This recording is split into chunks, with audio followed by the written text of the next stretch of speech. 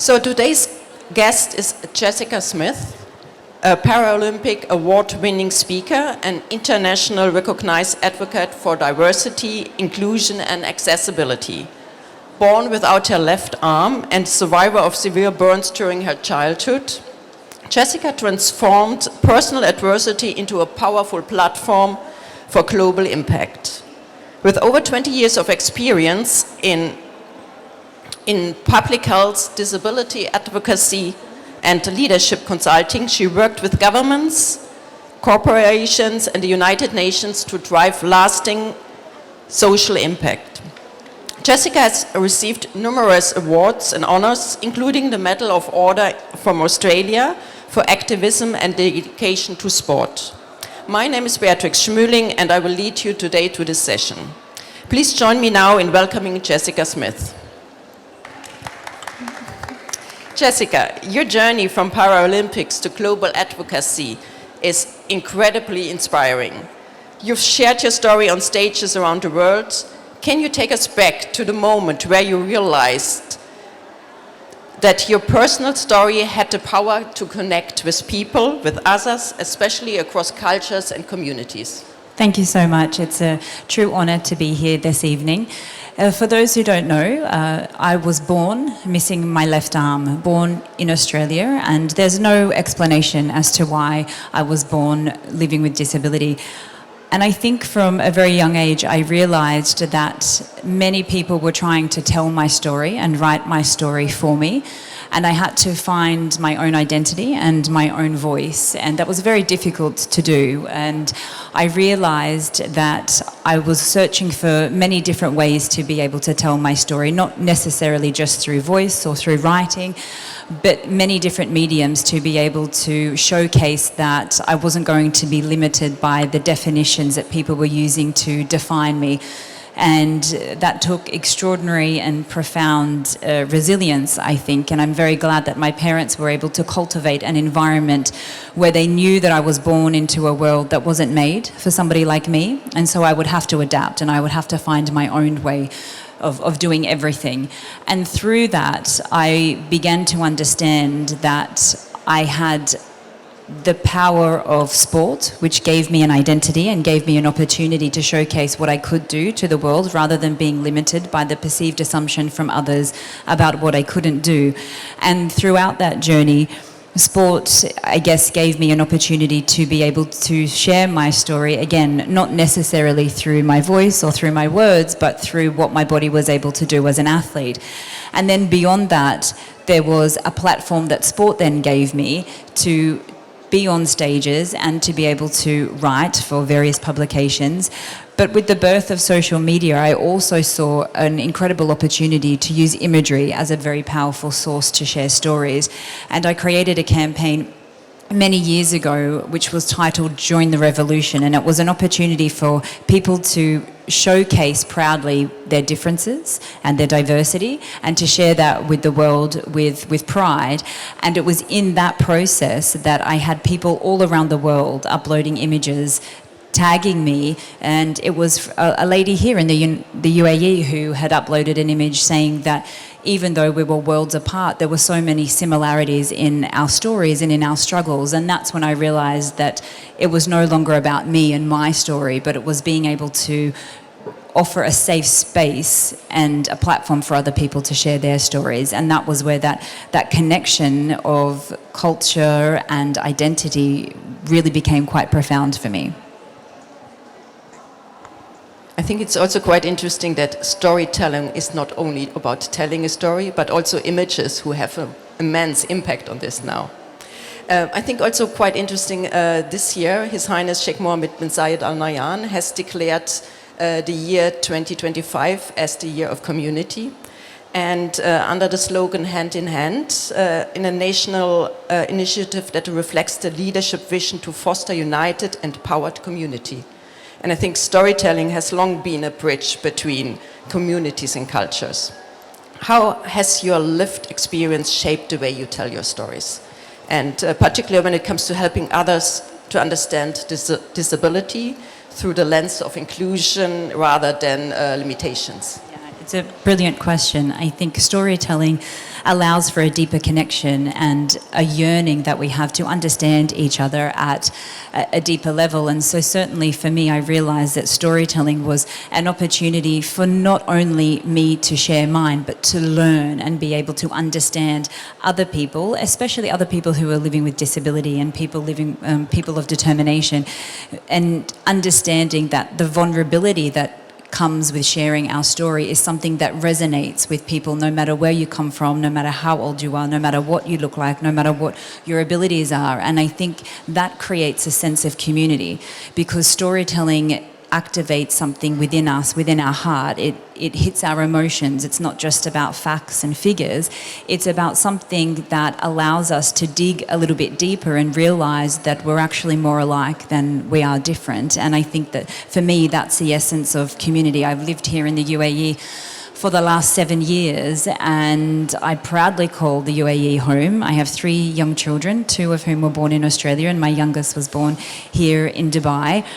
And what a profound opportunity for me to be able to explain to my children the beauty of diversity that they see all around them, not just having a mother who lives with disability, but the diversity that they're exposed to every single day, and the community togetherness and the connectedness that brings by being able to understand and immerse ourselves in different cultures. Wonderful. So have you learned that your kids bring this back to their nursery or kindergarten or school? Yeah, I think our children don't see difference the way that we do. And we have to be very careful that we don't put our own projections onto our children. A lot of the work that I do is with very young children. My own children are 9, 7 and 5. And they didn't see my disability until they reached school and other children pointed it out to them, which is completely okay. I think that that's a very important part of learning and understanding the world around us. But children don't see disability as negative. It's us that see it that way, and it's us that put these expectations and ideas onto our children. And so my role and responsibility is to be able to use my voice and to use my stories with the children's books that I've written as a resource to be able to help adults and parents all around the world to have these very important conversations, but conversations that can sometimes be very challenging and difficult when we don't know the right words and when we're trying to explain something that can often be shrouded in stigma and fear for a lot of adults. And so I hope that through sharing my own personal story, and I've been able to articulate that to audiences of all ages and backgrounds over the years, but particularly for young children, for them to know that difference is okay. It's not bad and it's not wrong. It's just part of what makes our culture and community so beautiful and so welcoming if we choose to see it that way. And we all have a responsibility to ensure that we are showing up for our children and that we are actually role modelling those behaviours. And so it is an immense responsibility. It's my responsibility, but it's all of our responsibility. Wonderful. So in your opinion, what makes storytelling such a powerful tool to connect and shifting the perception and dismantling stereotypes? Storytelling hits our heart first, and I think we would all agree that there's various stories that we have heard or that we've read over the span of our lifetime that have resonated more than others. And it's usually in those stories where we've had a connection that has allowed us to explore our own vulnerabilities or to share in a moment of triumph and success. And regardless of where we come from or what our upbringing has been like, there are similarities in those stories. And I think for me, that is what has been so profound in knowing that my story is just one of millions of stories. And it's not necessarily being able to sit up on stage and have the loudest voice. It's the stories that are whispered between friends and between children and colleagues. It's those stories that matter most. And every single one of us has a story. Some of us just need to be able to find the confidence to give ourselves a voice to share that story. But it doesn't necessarily have to be on a platform like this or a stage like this. It's just about making sure that those stories are something that are shared from generation to generation to ensure that that sense of culture and community continues. So you presented your country as an athlete, and I think it's just amazing. You told me before she was a swimmer doing a butterfly, which I cannot even imagine to do, and she was racing for it. So how does it come from an elite athlete, and now you work globally as an advocate for disability inclusion? How do those two worlds come together, and how do they intertwine in the way you tell the stories today? I think it's about resilience, and for me, I actually didn't want to be an advocate for disability because historically people living with disability haven't been treated very nicely, and we've faced a lot of barriers and a lot of challenges. And so for many years I was resentful and I was angry, and I didn't know how to articulate that in a way that was beneficial to me. And so I pushed everything and everyone away that was associated with disability, and that included my sporting career. So after I retired from the Paralympics, I decided that I wasn't going to have anything to do with disability. But then I realised that my disability is part of who I am. It is my identity, and I'm proud of the fact that I live with disability. My disability has opened up so many doors and has given me so many wonderful opportunities, and I need to be grateful for that. And so through storytelling, it has, I guess, and the advocacy work is sort of come full circle of now that I've realised what a privilege it is to live the existence that I do, and the opportunities that I've had and the privilege that I have is far greater than many others. And so I can't be oblivious to that. And again, that comes down to the responsibility that I have. And so the advocacy and the sporting career sort of go hand in hand and is very much enmeshed, because the sport gave me the platform to be able to share my story. And now realising that the audience I particularly want to target on is young children, because I think that it's very important that we get the messaging right from as young as possible, and that the issues around diversity and disability are things that we should be speaking about at home from the moment our children are born, and we need to be doing this in a very positive way. And so the advocacy, I guess, was born from that, and of course becoming a mother myself and realising that at one stage or in more stages of my own children's life, they will be teased and they will potentially be bullied because of the fact that their mum is different, and that's not fair. And that's just the reality of the world that we live in. So how can I protect my children? I protect my children by educating as many children around the world as possible, so that they understand that at the core of everything that we do is humanity and is community. And so to me, it is in everything that I do, regardless of whether it's sports or my professional career. The advocacy is embedded in all of that. So I understand talking to children, and you mentioned before it's quite easy because they don't see the disability yet.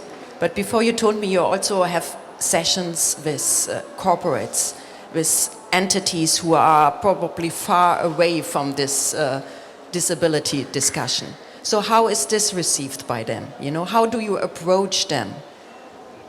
The approach is in a very similar way as it is with children, and if anything, sometimes I have to simplify the conversation with adults much more, because we have our own biases that we have built over the years. We have our own unconscious biases, our own cultural sensitivities to understanding disability in particular. And so sometimes it can be a lot more difficult talking to a corporate organisation about the importance of understanding disability.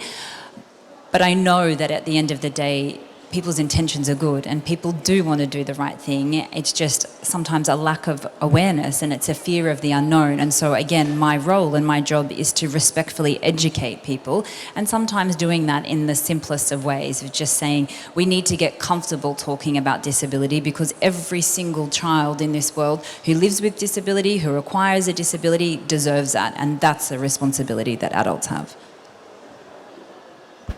So for the audience now sitting here, what can they take away back home in how to communicate or treat or work with people with disabilities?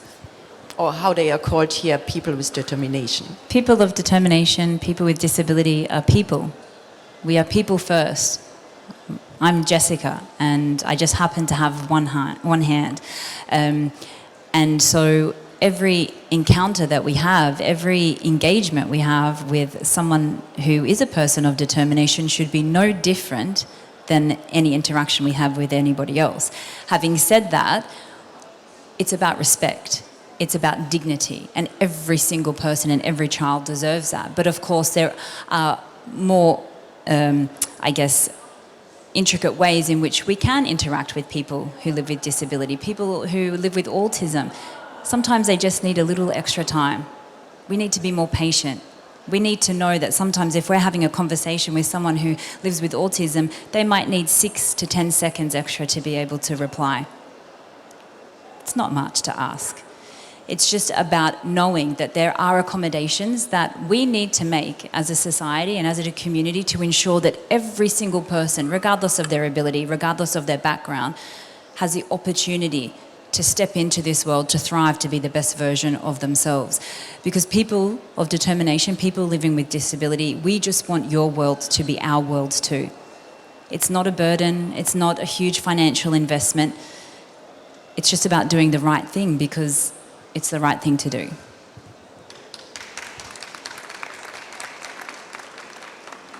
I cannot agree more. And I think it's also an issue because looking back in my life, I didn't have much contact with people with disability. And I think because maybe they were hidden somewhere or maybe they were scared to step up.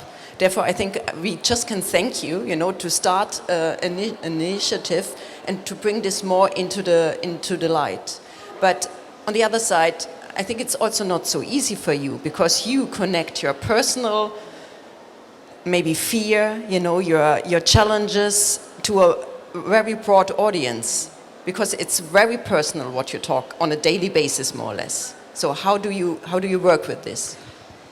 Yeah, this is a brilliant question. Over the years, I've had to find ways to protect myself because it is quite vulnerable. I am exposing a lot about my personal journey, but at the same time, I have also learned over the years what an honour that is to be able to have a voice, to represent people living with disability. And obviously I don't speak on behalf of everyone living with disability, but what a privilege and an honour it is that I can sit up here and talk about this particular issue. And I do that with immense pride.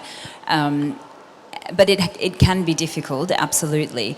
It's about knowing that my story represents or is a metaphor for so many other people living with disability. And so I have to be able to do that with dignity and with confidence as well. And, when you're talking about the conversations that I have, whether it's with the professional setting and corporate setting or with young children, I think in particular for everyone in this room who might be a parent or a guardian, if you have a child who sees somebody else who looks a little bit different or is a person of determination and they say, Mum, Dad, that lady only has one arm, please don't shush your child and scurry them away, because in that moment you've told them there's something wrong with this situation. You've told them that we can't talk about this right now. You've lost such a valuable learning moment to be able to just say to your child, yes, she does have one hand. And that's it. We don't need to dramatise anything. We don't need to add additional emotion. We just need to validate what our children are seeing. But if we tell our child to shush in fear that they might offend me, which I promise you, no child will ever do that, we lose an opportunity to be able to showcase true humanity. That it doesn't matter if somebody looks different to us. It just is what it is. Then if there's an opportunity to be able to have an additional conversation at a later point, if your child brings it up, then you can say, I'm not sure what happened. I'm not sure why that person is different. We don't necessarily have to have the answers for our children in every single moment. As a parent, I also understand that. I want to be able to do that for my children, but it's okay for us to be able to say to our kids, I'm not sure, I don't know. And then later you can explore that. And that's why I wrote the children's books that I have, is to be able to give that resource to parents so that you can have these important conversations at a time where it's a safe space at home or at school, and you can talk about something that sometimes in public is a little bit difficult. You often say that your story is one of thousands. So how can we make sure that it's not centered around one voice, but we have many stories and that they are heard? What is your advice to maybe other people with determination? For anyone, a person living with disability or person of determination, write your story. Just start writing or speaking to your friends and your family. This is how it starts. But for everybody else working in the space of publishing, it's important to know that there are a lot of resources and publications that have been written by people of determination. We also have a responsibility to go out and source that and to find that and to add that to our collection, so that we don't just live in an echo chamber of the stories that we want to hear, but the stories that have to be heard and the stories that are being told, but often we don't know that they exist. And so that's the message that I give. I'm not the only person with disability who has written children's books. My own children have a plethora of stories about disability and about diversity and about various cultures, because I want them to be exposed to that from as young as possible. That's my responsibility as a parent, and it's a responsibility of all parents to make sure that there is diversity in the books that our children are reading. Thank you very much. I think we are almost over with our time, but nevertheless, finally, from my side, and then I think I would like to hand it over to the audience. Maybe you have questions as well. In a world often divided by differences, how can we use storytelling not only to raise awareness, but to build a culture of curiosity, empathy, and collective belonging? Well, I think it goes back to what I just said before about making sure that we have a diverse range of stories that we are exposing ourselves to. And often, more times than none, when we talk about communication, it's about listening, truly listening to the stories that are being told around us, because we are curious, and it's wonderful to be curious, because that's how we learn, that's how we grow, and that's how we evolve, and that's how we learn to understand one another at a deeper level. And as you mentioned at the beginning, that sense of community. We are more similar than we are different, and that only comes through sharing the stories, and every single one of us has a story worth telling.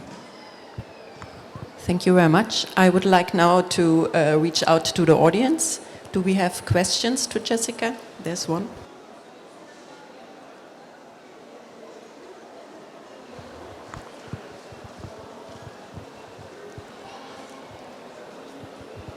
Hello. Thank you, Jessica. We share one common thing. We're both marathon runners. And congratulations on your finishing the London Marathon. That was amazing. And being a runner and hearing from you, there's a lot to learn, and I invite everyone to start running, because there's a beautiful community out there and beautiful support that you get from your runner colleagues. So can you share with us more about this? And maybe one more question. Which run or a marathon that was very special for you? Thank you. Well, I've just literally 2 days ago returned from London. My legs are still very, very sore. So I ran the London Marathon on Sunday, which is just over 42 kilometres. And you're so right, running and even swimming are considered solo sports. But for me, what I have found is a new community. People who perhaps I would never have met had I not taken up running. And I don't run now to win races or to break any records. I'm an amateur runner, but I run for those who can't. Again, it comes down to knowing what a privilege it is that I can run, and knowing that so many people can't run. And I do that for them. And yeah, I think that for me, London was very special. My brother ran with me. He flew over from Australia to join me, and he had also done, this is my third marathon. Every marathon I run, I say I will never, ever run another marathon. I got to about 30 kilometres and my body and my legs just said, no, there's no way. So I did have to stop, but I still managed in under 4 hours, which I'm very proud of. But the marathon is a journey in itself. You are pushed to your limits physically, emotionally, mentally, and I think it's only 1% of the entire population will ever run a marathon. And so when you are running, on Sunday in London, there were 56,000 people. And every one of them has a story. And it's such an emotional journey. I cried many times throughout the marathon because I just looked at people beside me and I just thought, what's your story? I want to know, and you can see the emotion in everyone else. And so it's such a profound event.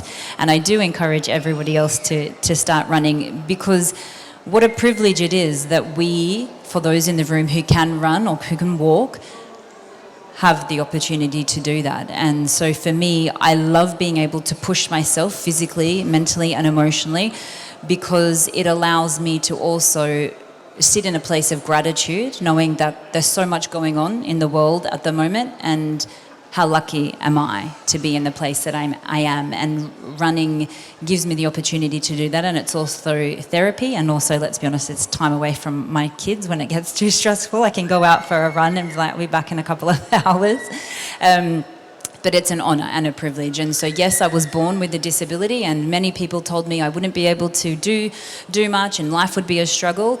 But I had to flip that perspective. And what I hope I've been able to showcase is to the world is that irrespective of my disability, I have been able to go on and to achieve quite a lot. And physically as well. I think that's why I'm so adamant about using sport as a platform to share my story, because I refuse to be limited by what other people assume I can or can't do. And so now, as I've hit 40, running is an opportunity to do that. So thank you.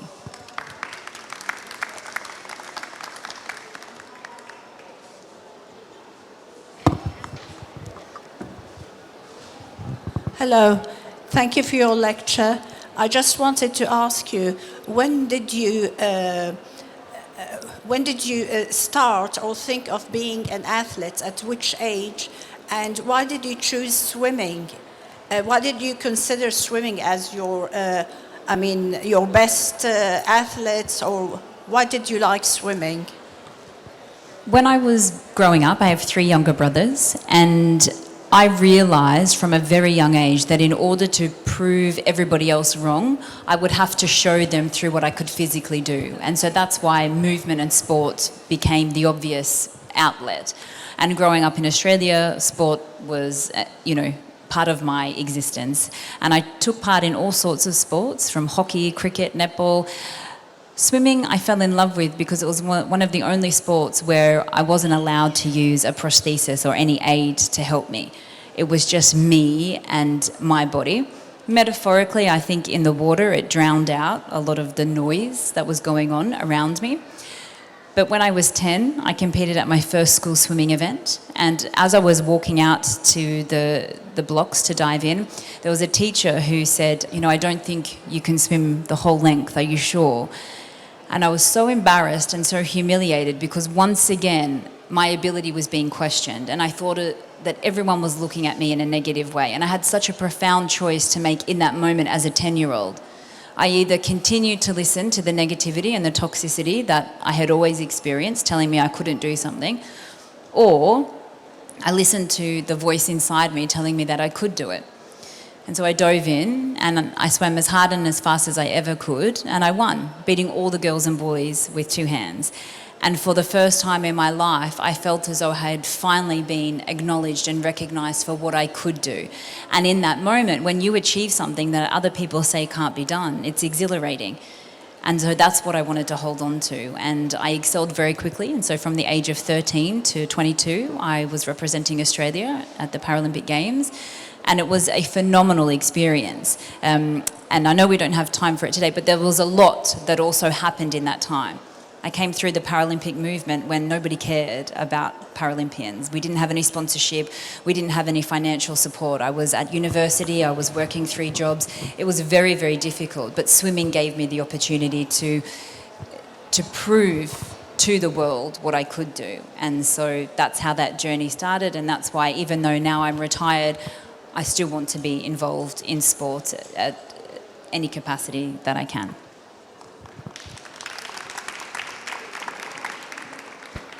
Thank you very much, Jessica, for the talk today. I think this was very inspiring, and I feel honored to be with you here on stage. And maybe we can ask Shekhar to bring you back next year to tell us a little bit more about the Paralympics and what it takes to take part in such an event. Thank you very much. Thank you all so much. Thank you.